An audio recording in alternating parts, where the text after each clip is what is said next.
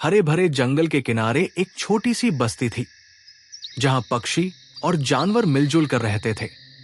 बस्ती के एक कोने में एक चतुर मुर्गी रहती थी जिसका नाम मोरनी था।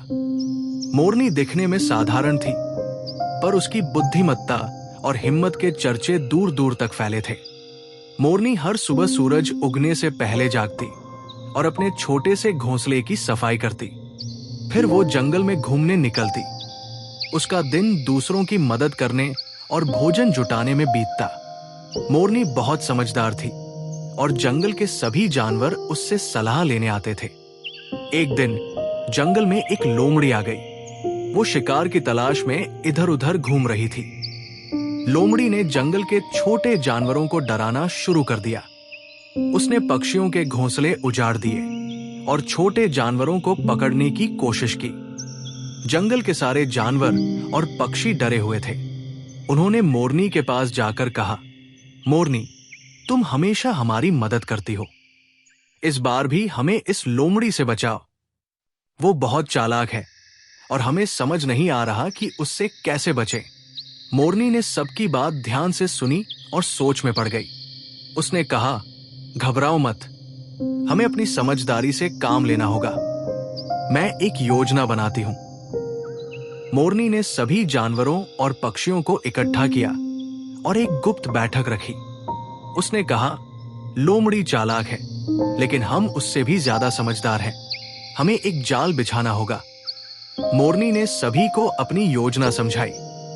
योजना के तहत जंगल के बीचों बीच एक गड्ढा खोदा गया और उसे पत्तों से ढक दिया गया। गड्ढे के पास कुछ मांस रखा गया ताकि लोमड़ी वहां आए। अगले दिन लोमड़ी फिर से शिकार की तलाश में निकली। उसने गड्ढे के पास रखा मांस देखा और लालच में आ गई। जैसे ही लोमड़ी ने मांस की ओर कदम बढ़ाया, वो गड्ढे में गिर गई। जंगल के सारे जानवर और पक्षी इकट्ठा हो गए और खुशी से चिल्लाने लगे। मोरनी की योजना सफल हो गई थी। लोमड़ी गड्ढे में फंसी रही और मदद के लिए चिल्लाती रही। मोरनी ने लोमड़ी से कहा, तुमने हमारे जंगल में आकर शांति भंग की। तुम्हारा लालच और चालाकी तुम्हें यहां ले आई है। अगर तुमने वादा किया कि अब कभी किसी को परेशान नहीं करोगी, तो हम तुम्हें छोड़ देंगे। लोमड़ी ने शर्मिंदा होकर माफी मांगी और वादा किया कि वो अब कभी किसी को नुकसान नहीं पहुंचाएगी। मोरनी और बाकी जानवरों ने उसे गड्ढे से बाहर निकाला और उसे जंगल छोड़ने को कहा।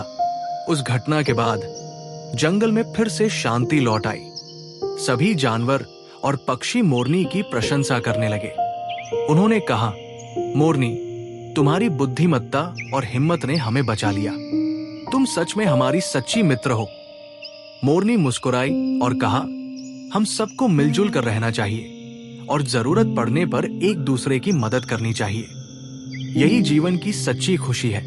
इस कहानी से हमें ये सीख मिलती है कि समझदारी और धैर्य से बड़ी समस्या को हल किया जा सकता है। साथ ही एकजुटता में बहुत ताकत होती है।